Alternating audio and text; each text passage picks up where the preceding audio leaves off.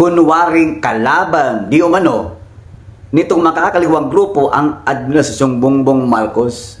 Samantalang halata naman kayo na kayo ay kaisa. Ngayon mga kabayan na, matapos kay Franz Castro, sila Dilima, Hontiveros, Brosas, Kimbo, at kung sino-sino pa, Kabataang Party List, ito si Manuel, ngayon si Cristina Palabay naman dito sa Karapatan. Wag na kayong magkunwari, bistado na kayo.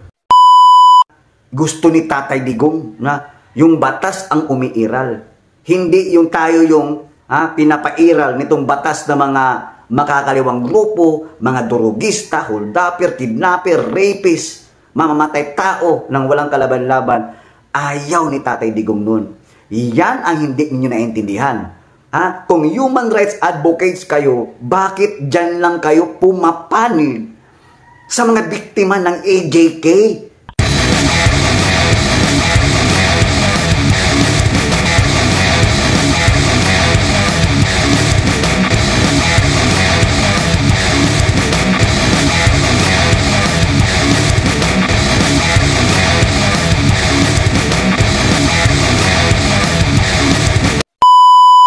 Isang magandang umaga mga kababayan. Nagbabalik muli ang inyong lingkod, Sir Coop. Mga kababayan, eto na po ang mainit-init pang balita. Former President Rodrigo Roa Duterte, mga kababayan, disbar na. Abay, ito po ngayon, ang bali-balita na kung saan naghain po ng disbarment case itong grupo ng mga human advocates na kung saan dinidipinsahan nila yung mga biktima daw o pamilya ng mga biktima ng AJK or extrajudicial killings sa panahon ng pamumuno ng Duterte administration. Ito na nga mga kababayan, no? Iisipin nyo ang nangunguna dyan mga kababayan, dito mo masasabi na human advocates, human rights, itong karapatan, yung mga makabayan black, yan sila Franz Castro, Teddy Casino, bayan muna. Kabataan Party List. Dito mo maiisip mga kabayan na mapagtansya mo na may iba't iba nga silang role. Itong makabayan black na to, naka-designate na nga sila. Mayroon silang mga kanya-kanyang mga plano or utos. Di o ba naman? Kasi kung walang nag-uutos nito, sinong susulong? Sino ang nasa likod nila? O bakit ngayon itong mga sabi ng human rights advocates, sila ngayon dyan, alam mo yun, iba't ibang mga makabayan black, nung nakaraan, itong si Franz Castro, nakitaan natin, nagmi-meeting sila, ang sabi, kasama daw yung mga AJK o family ng AJK victims, no? Doon sa impeachment case ni Ma'am BP Sara Duterte. Ngayon, abay, parang nandun na yata lahat, no? Ibig sabihin na, yung meeting na yon, andun na, hindi lang para kay BP Sara Duterte. Kung hindi, yung plano nila kay Tatay Digong, kasi naman, hindi kasi tumalab yung ICC, Yung sinasabi na ICC, napapasok na daw, palapit daw sa bansa natin, huhulihin na daw si Tatay Digong, hindi man tumalab yun, paano yan? So, maghahanap sila ng iba na namang paraan. So, eto na yon, ang napag-utusan o nabigyan ng mandato itong karapatan sa pamumuno ng Secretary General nila na si Cristina Palabay, mga kabayan. Abay, dito mo talagang iba na yung galaw nila. Halatang halata na, sige, kumilos na kayo. Ako lang bahala sa inyo. Kami ang nasa likod sa inyo. Dikdikin nyo pa itong si BP Sara Duterte para ma-impeach. Para umusad yan. Ngayon naman, dahil hindi nag-success yung ICC, dito na naman sila sa disbarment ni Tatay Digong. Kasi, tingnan nyo mga bupos ngayon, sila na mismo ang umamin na ayaw nila na si Tatay Digong mismo. Kasi nga, sinabi ni Tatay Digong na siya na daw magpresenta. Kaya siya ayaw ni Ma'am BP Sara Duterte tumanggap ng kung ano-anong mga tulong regarding dyan sa impeachment na kung saan may mga danyos. Sinabi ni Tatay Digong doon sa Pahalipay, sa Pasko, sa Davao City, noong nakaraang December, siya na ang magpresenta na maging abogado ni Ma'am BP Sara Duterte at inihayag ni former President na inaasikaso niya para ma-reactivate, no, itong pagiging abogado niya, doon sa may tanggapan ng Integrated Bar of the Philippines. Oo, sinabi nga yan ni Tatay Digong mula pa noong nung inibita siya sa Senado at sa Kongreso doon sa Tuadgom, matapang naman sinabi ni Tatay Digong na handa siyang sumuporta sa kanyang anak. O kita nyo naman itong mga obob na to, sila na mismo ang umamin na ayaw nila na maging isa sa legal counsel or legal panel or kasama or isa sa abogado ni Ma'am BP Sara Duterte pag nagkaroon o umusad yung impeachment ay si Tatay Digong. Ngayon, gusto nilang ipadisbar kasi nga ang grounds nila nagmumura. Isipin nyo, nagmumura daw, nambabastos ng mga kababaihan. At sinasabi pa pumapatay. Wow! Yan ang balita na talagang one-sided mag-isip. Si Tatay Digong naging presidente. Talagang madiin ang kanyang mandato. Kasi nga nakikita niya sa bansang Pilipinas, pag wala kang tapang, pag talagang hindi mo ginaganon-ganon, ginmura-mura yung mga kapulisan dyan, yung iba dyan, hindi lahat talagang pagtatawanan ka lang. Ririnig dito, papalahos dito, papalabasin lang dito. Ganon naman yung Pinoy, yung gali dyan, yung mga iba dyan, mga dyan sa loob ng PNP o sa iba pang mga men in uniform. Iba si Tatay Digong, dating prosecutor yan.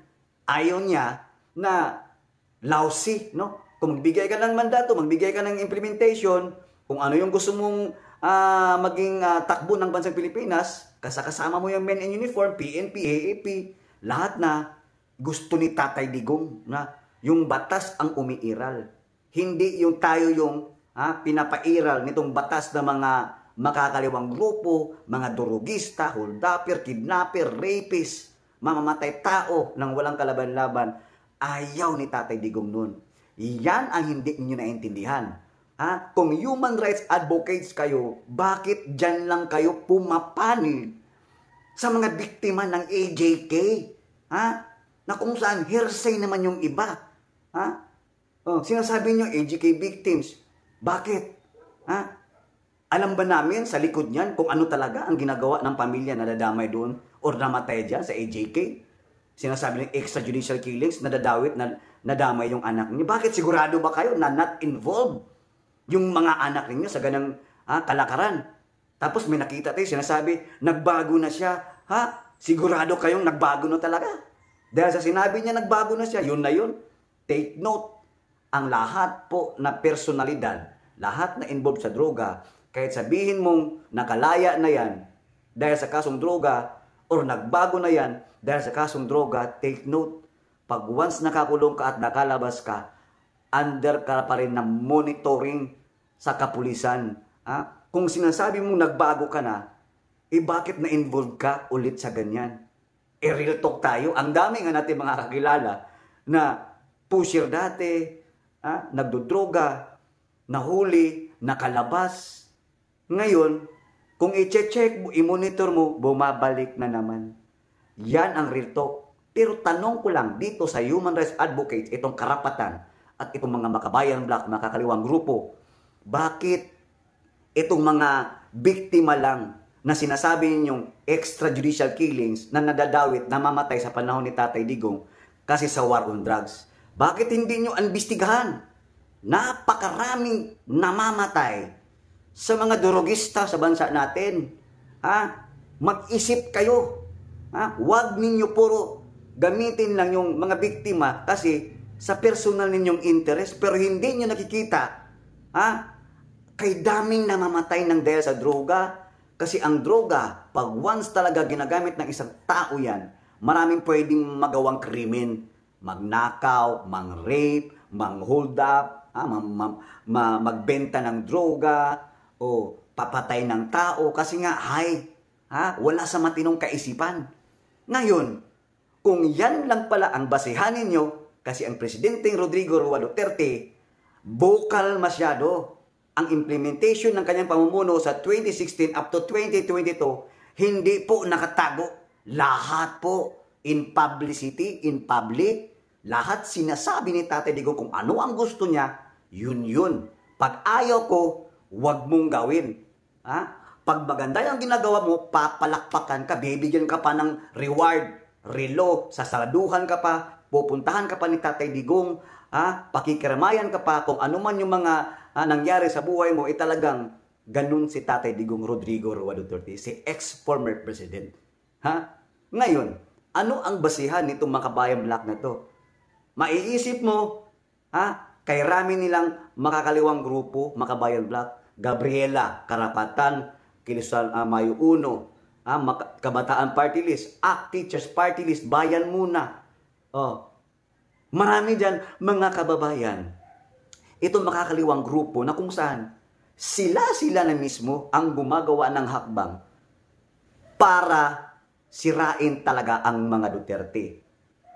Isa pa, maiisip mo, gagawa-gawa sila ng meeting, kasama daw yung mga endeavor ng mga family victims ng AJK. Kitang-kita natin yun, may video tayo doon, na sinasabing nagmi-meeting sila, abay, yun na pala. Kasi ang gusto nila, mapa-impeach si Sara Duterte sa 2025. Pero, ang hindi natin alam, kasama na pala si Tatay Digong. Ibig sabihin lamang, Duterte, talagang gusto nilang walisin na, no? Dito sa politika, mga kababayan. Kaya maging maingat tayo. Kasi sila po ngayon, masasabi natin talagang sa likod niyan, meron talagang nagpupundo sa kanila, meron talagang nag-guide sa kanila na yan ang gawin ninyo. Kami na bahala sa inyo. Bakit? Hindi naman niya magkakaganyan kung walang walang nasa likod niyan Simple lang. Ang haba na po ng proseso. Si Tatay Digong, lagi ninyong inuusig sa ICC, AJK. Ngayon, hindi umubra, hindi tumalab. Si Triniling, nabaliw na, tumatakbo na lang ngayon sa mayor ng Caloocan. Tapos tagilid pa sa survey. Wala na, sirang-sira na yung plaka niya. Kasi paulit-ulit kasi ICC. Ayun tuloy. Yung plaka, lupang tugtugin na. Ngayon naman, bago na naman. Mayroon na namang disbarment case. Kung hindi naman kay Sara disbar, dito naman kay Tatay Digong disbar. Sige, pagbutihin nyo pa. Kasi ang taong bayan, nasa likod lamang ng mga Duterte. Hanggang dito na lamang mga kababayan. Good luck sa inyo mga makabayan black. Karapatan. Ang ganda pa naman sana ng party list na to. Ang grupo na to, Karapatan. Pero ang problema, Karapatan ng one-sided doon sa mga biktima ng AJK. Kuno. Pero wala kayong ipinaglalaban na karapatan or human rights. Kung advocates man kayo, dapat doon kayo mismo sa mga inosenteng tao na malinis, na napaslang, nadawit dahil sa mga durugista, sa pusher, sa adik, at namamatay, nare-rape, pinapasok ang bahay, pinasok ang kanyang boarding house, naglakad, pinatay, binaril, kinuha yung pera. Yun sana, yun sana dapat para fair. Hindi yung dito lang tayo sa mga AJK victims, di umano, na kung saan, kung hindi ba naman involved ang pamilya ninyo, yung anak ninyo, whatever, kapatid ninyo, hindi talaga yan mapapaslang. Yun ang totoo. Hanggang dito na lamang mga kababayan. Hanggang sa susunod. Maraming salamat and God bless us all. Bye!